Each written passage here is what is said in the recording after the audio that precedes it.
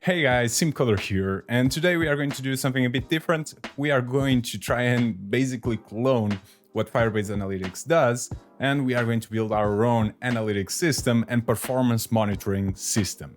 So for this, we are going to create a basic React app, and then we are going to write code in order to inject data into Firestore, and then consume that data via Retool. So I partnered up again with Retool. They are, again, really cool to work with. They have a really great platform, and they have kindly reached out and asked me to do a video with Retool, for which I suggested this specific subject matter because I believe it is interesting. So sometimes you have to do something that's really specific, and sometimes analytics, like Firebase Analytics and all of the tools that exist out there, are simply not enough. So for this, we are going to implement a monitoring system for different aspects of a React application. So in this specific video, we are going to learn how we can monitor the active users count that we get in our website. So this is really straightforward. However, there are some things that we have to pay close attention to. So yeah, if you enjoyed this video, then please do leave it a like, a subscribe, and as always, hit the notification bell. Let's do it.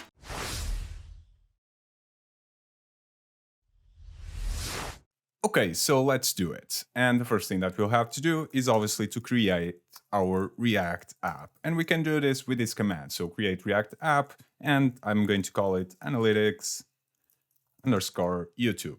So make sure you, before run this, that you have npm install and node install, obviously, because you'll need that in order to have a React app. But I'm not going to talk a lot about this because, well, I'm going to assume that you already have a React app and you just want to implement some cool analytics into it. So let's hit enter and let's give it some time. Obviously, if you have a project, you can just start writing code into it and not do this. You don't need to start from a clean project in order to do what I'm going to do. So simply follow up with your project and try and separate things so that they become as clean and as separated as possible so that nothing gets confused. Okay, so now that we have a React project, let's change the into analytics YouTube. And now let's install some packages that we need. Well, the first package that we need is obviously Firebase. So for this, I'm going to do npm i Firebase. Let's give it some time. Okay, so after this is done, I'm going to clear and do npm i UUID. This is a package that will allow us to generate unique IDs. Well, they are unique at the moment because this is basically a random number generator. You can think of it like that, but it will help us to define what is an active user. So let's install it. Okay, so now that this is done, we can clear and do npm start. This will start our React application, and this is where we are going to start off with a clean slate. But while it is starting, I'm going to open up a new terminal, and I'm going to do code dot, and this will open up VS Code, which is my preferred text editor in the folder of the project that we have. So let's do it like so, open this up, I jump into our browser, and there we go. It is running already. So now we can get to the fun part and actually start typing in some code. But before that, let's create a Firebase instance because we need that in order to save the data.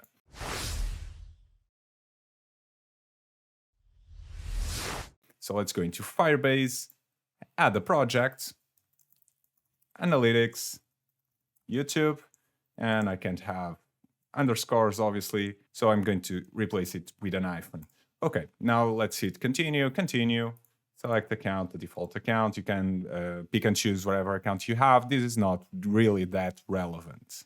Let's give it a second just to provision everything. All right, and there we go. We now have a Firebase project created. The first thing that I always do is go into real-time database and hit create database. Now, you might be asking, well, if Simcoder talked about Firestore, why am I using the real-time database, which is a different kind of database? So Firebase has two types of database. Well, you have to create a real-time database because we'll need the URL of the database in order to create an instance in Retool. Don't ask me why, I really don't know the answer, but for some reason, most projects require you to have the real-time database created or initialized in order to be able to use something. This happens even with React Native and whatnot. So it is just something that we have to do. Now let's jump on to Firestore and actually do what we came here to do, which is to create a Firestore instance. Let's start it in test mode. So for now, I'm going to leave everything in test mode. Test mode basically means that if anyone gets access to your Firebase config JSON, then that user or that person will be able to just write wherever that person wants into your database. So it is not good to have them in test mode. However, for teaching purposes, it just makes everything easier. Rules are what define what your users can and cannot do to your Firestore database. So who can write where, who can read from where, and all of that. So it is really important, but for now, I'm just going to disregard them completely. Okay, so there we go. We now have our Firestore instance. We can now start to actually initialize Firestore into our Firebase in our React application. So let's come in here, click on the tag button that we have in here. Looks like an HTML tag. And in here, I'm going to do Analytics YouTube. This will be the name of our app. Okay, and now with this, what I'm going to do is to grab all of this, come into our project, and let's start writing in our first lines of code. So I'm going to come in here and do new file and call it Firebase setup.js. I'm going to dump everything in here. So, and I can remove these comments because they are not really that necessary.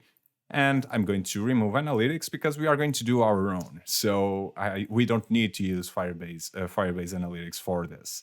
Okay, so one thing that I like to do is to, instead of just calling initialize app, I like to do is say if get apps dot length equals to 0, then we can initialize the app with the Firebase config. Why is that? Well, if you try to initialize the app more than one time, it will give an error. So it is always important to make sure no apps are enabled in your project before running initialize app. So this get apps simply gets all of the apps that we currently have in our project, all of our Firebase apps. And if the length is 0, that means that there are none. So that's how I'm going to go about this. It just makes everything much more cleaner and much safer to work with. Then I'm going to jump into index.js, and in here up top, and this is really important, make sure you import the Firebase setup up top. Otherwise, you might have errors of things not being initialized when they need to, while you are trying to access Firestore specific functions. So let's save this. Let's go back. In here, I'm going to continue to console, and I'm going to jump into the Firestore database because this is the part that interests us. Let's jump into React. Okay, and no errors appear. Awesome. So we can start to write some code.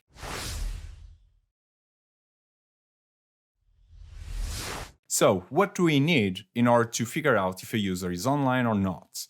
Well, this goes back to how React works, so I'm going to try and break down everything for you. And for this, we are going to make use of that UUID package in order to assign a unique ID to the user, or a random generated ID, better yet. That's probably the most correct way of putting it.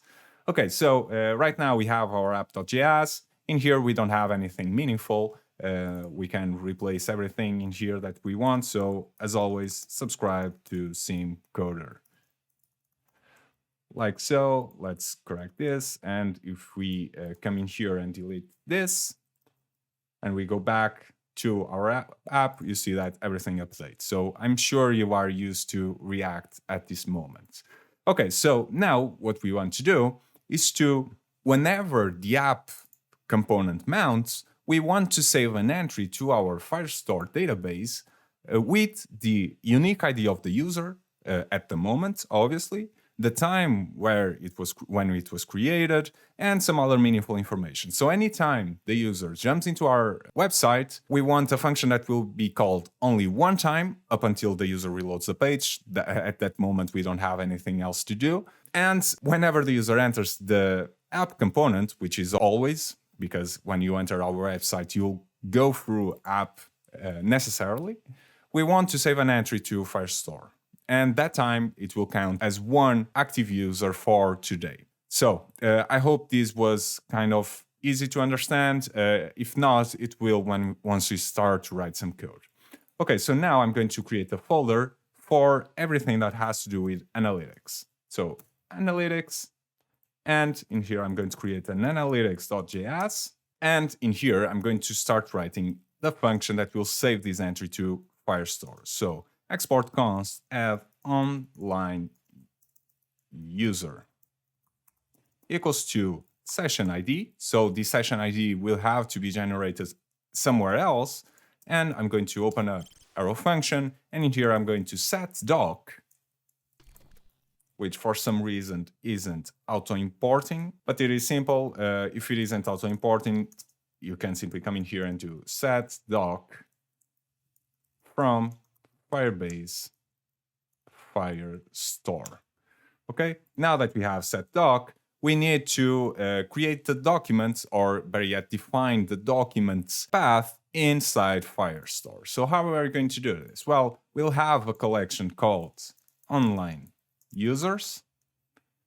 And in here, we'll have documents that will have the session ID, and then it will have the information that we actually need. So the creation date, and that's basically it, because we don't need anything else at the moment. But we'll drop in some more information if need be.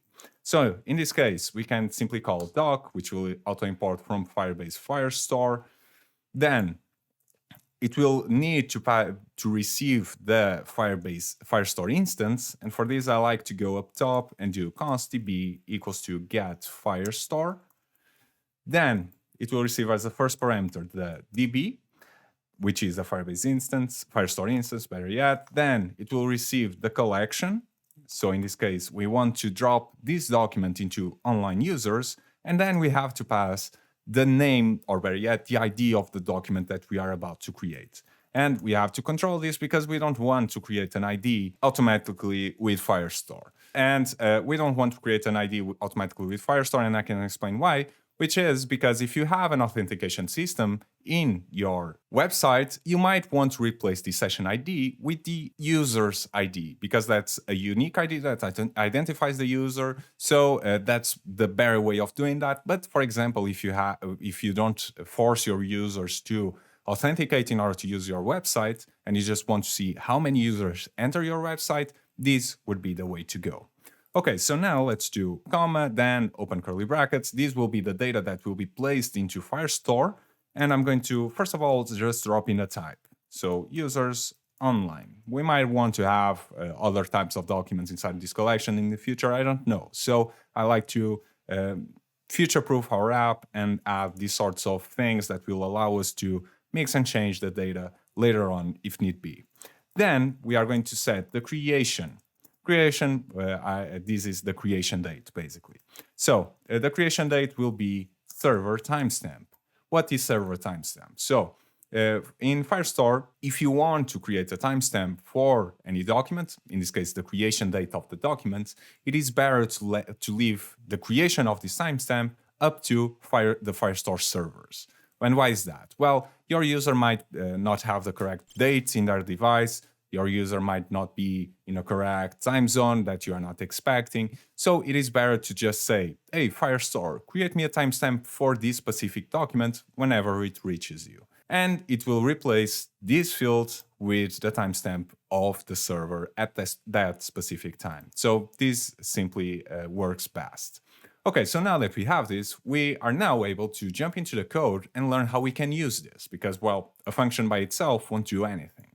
Okay, so now in the app.js, we have to have a listener that basically listens for when the component mounts, and when it does, we know that the user has entered the app. Okay, so that's basically how it is going to work. So you can see where this is going if you are used to React. I'm going to create a new file called use online users. And I'm basically creating a custom hook at this point, which will allow us to do all sorts of things. And this basically allows us to use stateful logic in multiple components and reuse the code without having to copy and paste that, which is always ugly. So let's do use online users. or user, better yet, equals to nothing, or better yet, an empty set of params. And in here, what we have to do is to use effects. So use effect, if you don't know, is a function that will allow us to tap into the life cycle of a component. So whenever a component mounts and this is empty, it means that it will only be called one time once that component actually mounts. So whenever it mounts, this first will run. Obviously, we'll replace this with the analytics function that we just created, but this is just so that you understand what it does. So let's do it. Come in here and do add online user, and this will receive the session ID, but for now, let's forget this. So if we go into app.js and in here do use online user, basically this means that this use effect will live in here. So this basically abstracts everything and we can separate stateful logic from the component itself. Okay, so when this use effect is called, it means that the component has mounted and the user has entered our website. Okay, so this is really awesome, and this is the reason why we are using use effect for this. It is perfect for this situation. So one other thing that we need is to define a custom ID for our user, or a unique ID for the user, better yet. So in here, I'm going to do session ID equals to the UUID function, package function that we installed earlier on. So we have to import it. Let's do import v4 as UUID v4 from UUID. Okay, and now we can use simply this UUID function, which will return a random ID auto-generated inside of the user's computer. So if I go into our browser and go into UUID npm, you'll see what this package does. So basically, whenever you call UUID v4, it will give you a random generated string, which is really useful for situations like. Okay, so now coming back, what you'll do is add the session ID to add online user. And now, if we go back, it loaded up, so no errors appeared. And if I go into Firestore and I reload, let's see what happens. And there we go. We now have online users. The online user auto-generated this ID, and we have a creation date and a type of the action that was just created. Okay, so it works. And why is this good? Well, if we don't reload the page, this session ID will always be the same. However, if we reload it, it will count as a new user. So it is kind of tricky to handle that. One smart way of doing that would probably be to add the session ID to the cookies of the user. Again, if you are using authentication, replace the session ID with the user ID for logged in users, and you'll get a much better effect on this. The whole point of this is to not just create IDs and create documents like this anytime the user clicks a button or does anything. So we just want this document to be created once the user enters the website, and after that, we don't want it to be called any other time. And this is why this use effect with an empty array works, because this function will only be called when the app component is mounted, and this only happens one time during the website's lifecycle. Okay, so now that we have this, and if I come in here and I reload, you'll see that another document will appear in here because of the situations that I told you about. We are now ready to jump into Retool and actually read this information and understand how we can control it. So let's do it.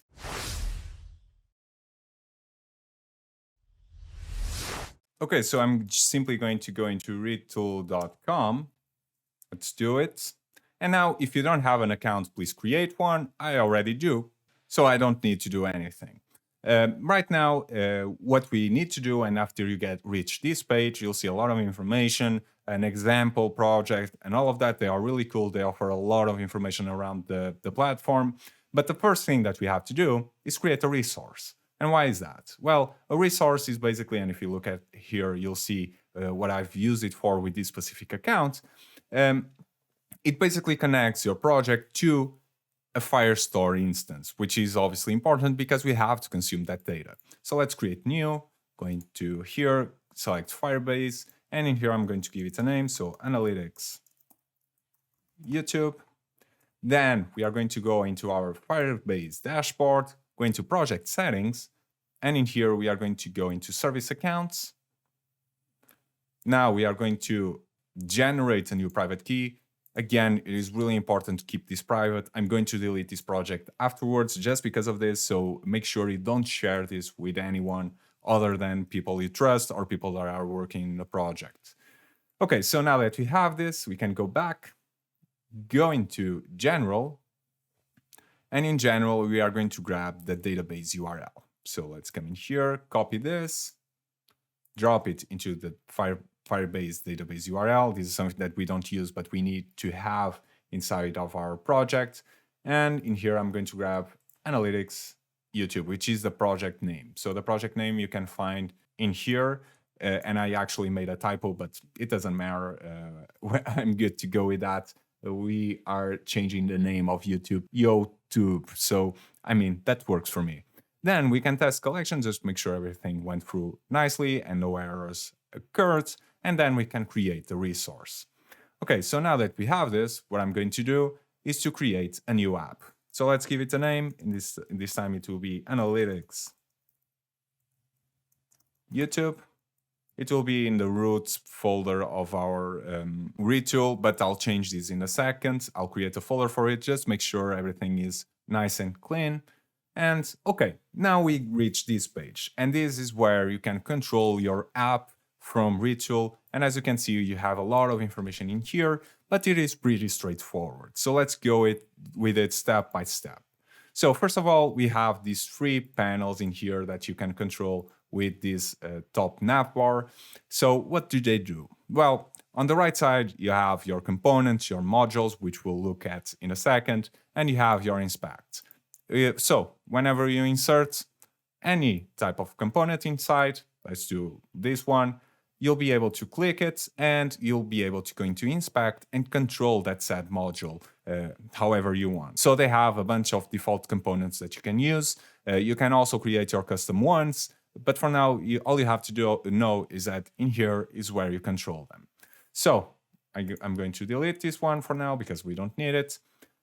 Now, below, we have our queries. So in here, if I go into Analytics YouTube, you'll see that I'm able to run these queries against multiple things. This time I want Firestore, for example, but you could run queries against multiple databases because Retool supports a lot of databases. You are also able to run custom JS code. So if you need something that's really specific, you can handle it here. You are able to add event handlers to your query. So whenever it goes through, what do we do? Do we show a pop-up? Do we do anything else? So it is always cool to have this sort of power against the queries that we have, that we can create better yet. And we have a transformer which will allow us to grab the response from the query that we do and alter it however we want in order for it to be ingested into our UI.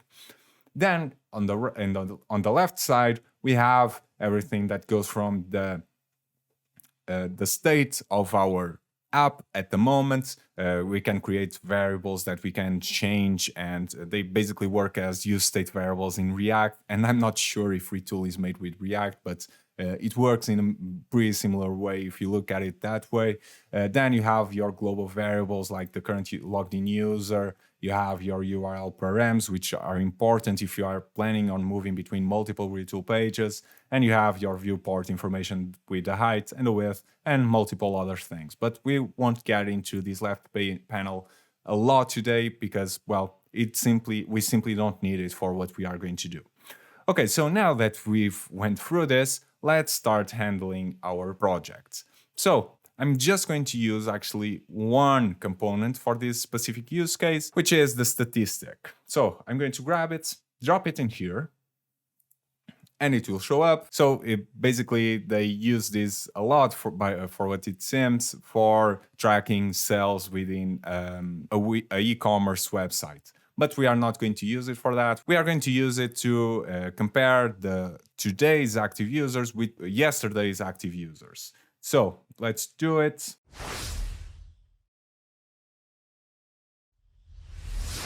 And as you can see, we have a lot of information in here, but for now, I'm going to focus on the query.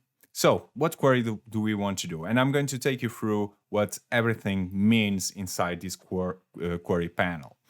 So first of all, we want it to be from this resource.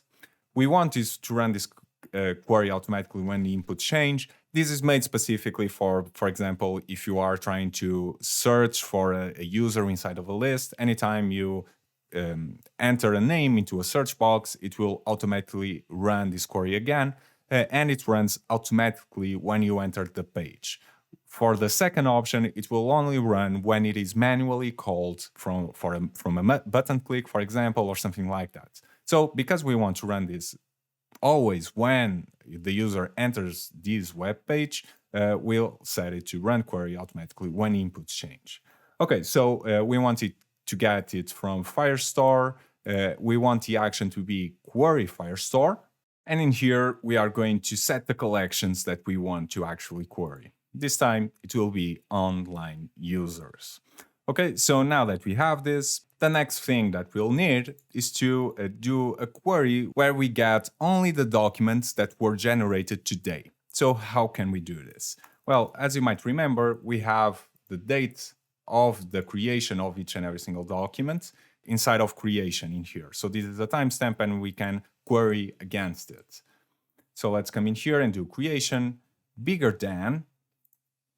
And now we have to get the timestamp into Firestore. And how can we do this? Well, Retool has a package pre-installed, which is called Moment. And this Moment package is like a date handling tool, which is really powerful, and it allows you to do all sorts of alterations to dates that you are simply not able to do with the common date object from JavaScript, which, in my opinion, it's terrible. So when we use Moment, and we can use it right now, this will get us today's date. So for example, today is the 26th of February, and I'm recording this at 7:58 p.m. So it works. It gives us the current date. However, we want to go a bit deeper because we want to get today's date ever since 12 a.m. So in order to do this, we can use the start of function, which is really handy for situations like this because you can say that I want this date, but at the start of the day. So if I do this, you'll see that the hours go to 0. If I, for example, did week, it will go to the start of the week. So again, really amazing, really powerful, and it will allow us to get all of the documents that were created, for example, today, so the 26th of February. Because we are doing greater than, creation greater than this date. Okay, and now we want the end of the day. So let's do creation smaller than moments dot end of day. And this will again get us the end of day, so it is the opposite of the start of day, obviously. So this will get us the data that we need. And if I run this, because I already have two objects in there, we see that we get them in here. So if I open this one up, for example, you see that this document appears with the ID matching the ID that we have in our document. So awesome, it is working. So for good measures, I'm going to come in here and reload this a bunch, just so that we can create multiple instances. Let's reload it one more time. Once again.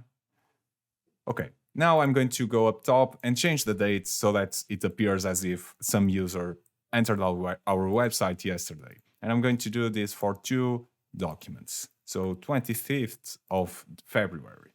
Now I'm going to go back into Retool, run this again, and you'll see that only 3 appears because, well, we are querying for today only. Okay, so this is working great, and now we are basically set. One other thing that we can do is start and personalizing this module, because this component, better yet, because we can do whatever the hell we want with it, basically.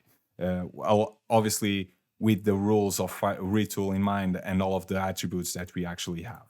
So this time, what we'll do is to change the name, the label to say active users, the primary value.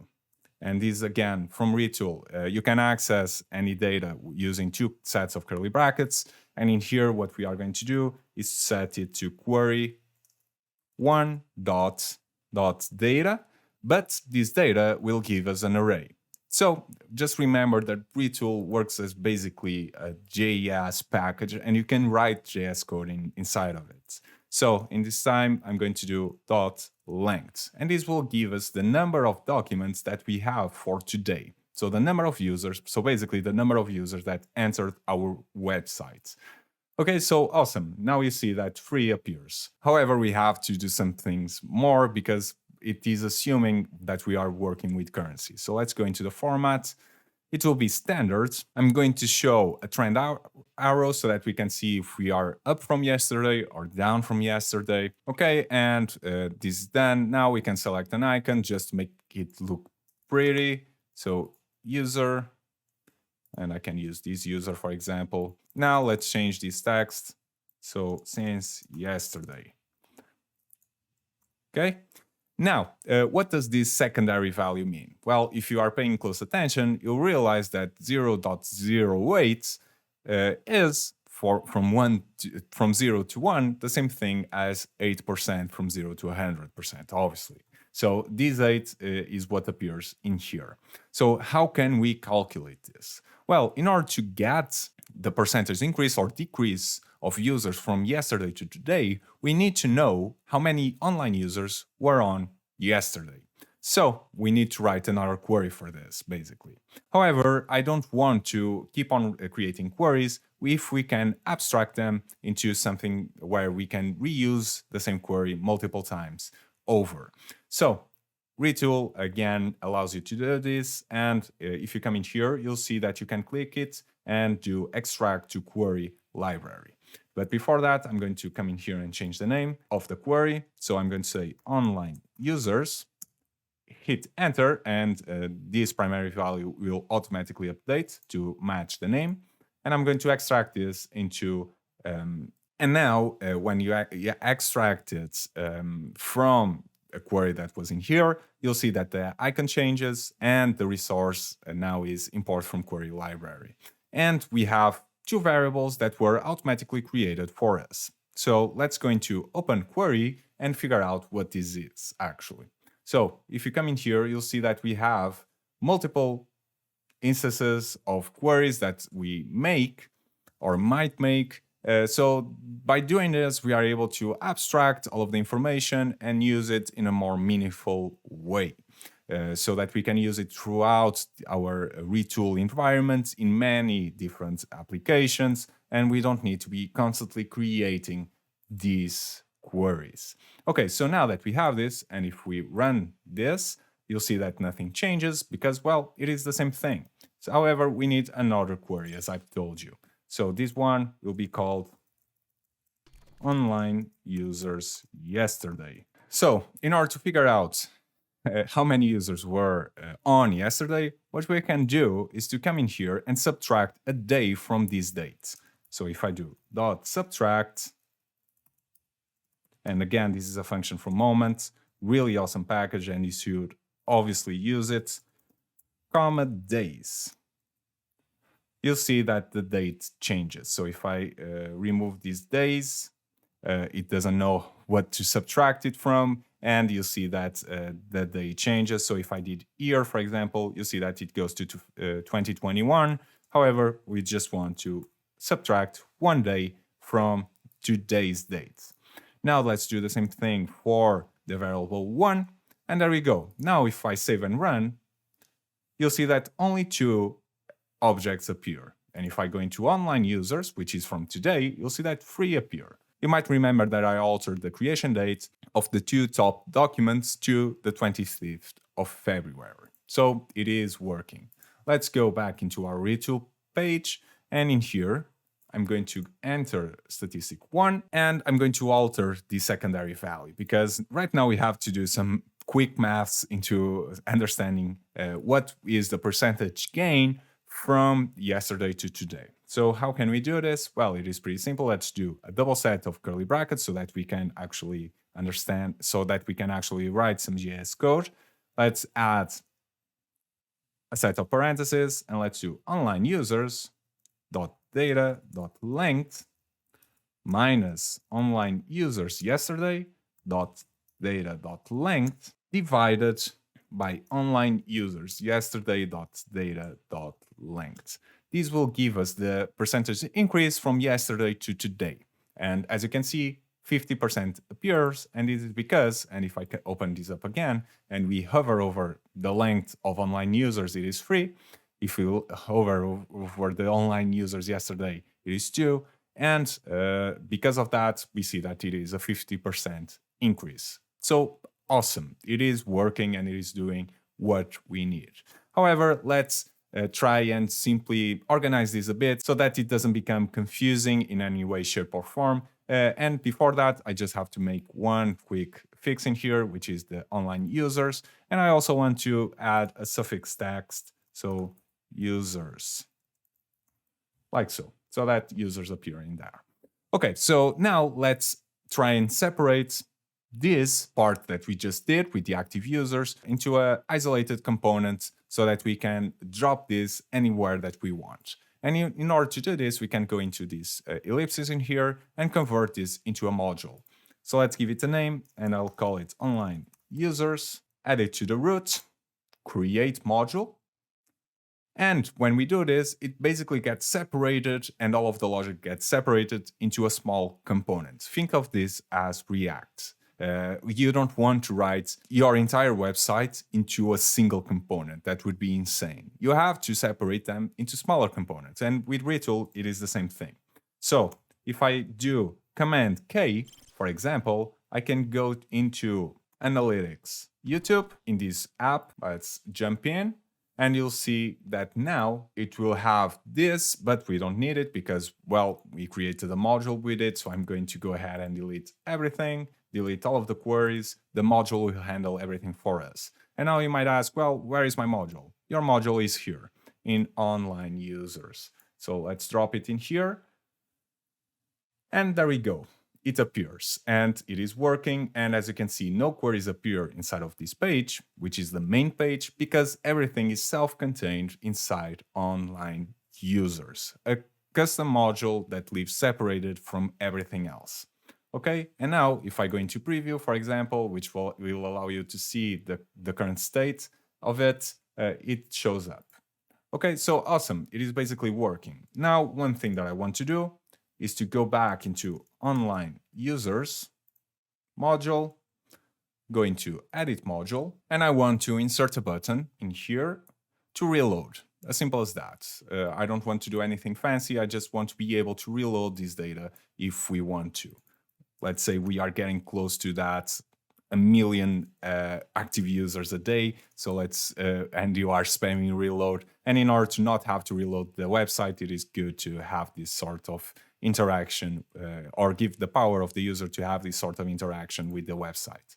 So on click, we want to trigger a query, which will be the online users. Well, we don't need to run online users yesterday again because we already have that data and that data is not going to change. So if I save this and I hit reload, you'll see that it will start reloading and this will be fetched once again.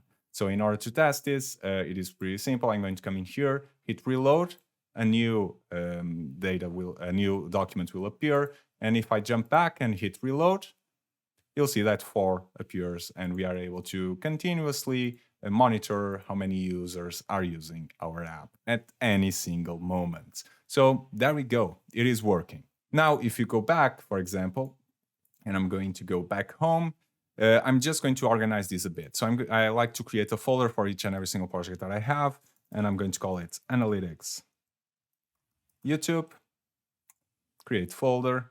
There's nothing in here, so I'm going to go back and simply move everything into Analytics YouTube.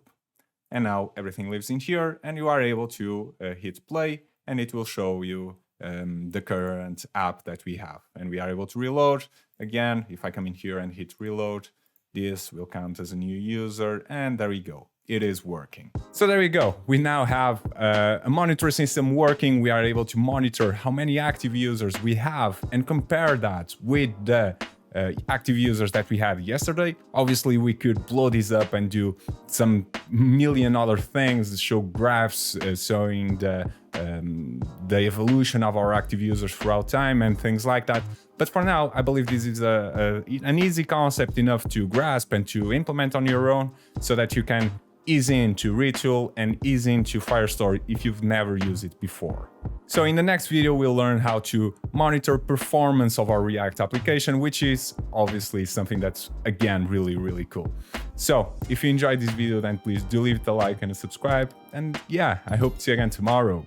Ciao!